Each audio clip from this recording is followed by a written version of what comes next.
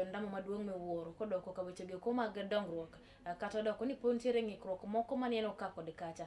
Weche go nowacho skul endo mar primary ma Nyambeche kinde be nodhi sidho ayanga kanyo laboratory manyien bende oger e skund primary no mar siro kanyo weche go mag somo e kaunti endo ma Migori.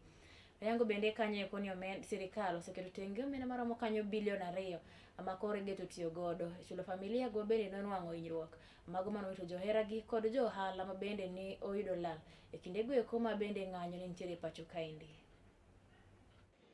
I want to tell Sifuna and the team the following. One, you cannot achieve everything within 1 year. But we are appreciating what we have achieved so far within this 1 year. I'm a member of the budget committee.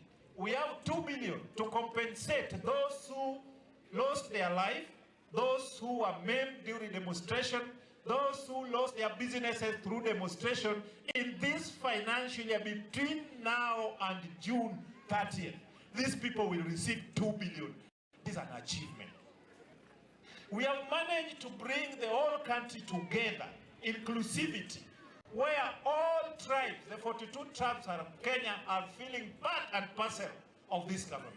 The cost of living has gone down drastically. It cannot go once, but the truth of the matter, we no longer have shortage of food. We no longer import a lot of sugar the way we used to do. Sugar farmers are being paid in time now.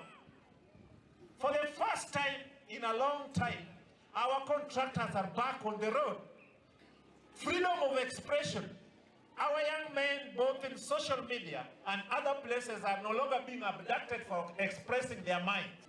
We are talking about rule of law. We have seen many people who got their wealth through corrupt means. The property are being recovered. Moko kuom jodongo mawuok e dhot mar oganda Jobukusu opuoyo seneta ma Nairobi Sifuna Okang bende nokawo mar ne pogore kod jotelo moko mantiere duond buch siasa endo mar ODM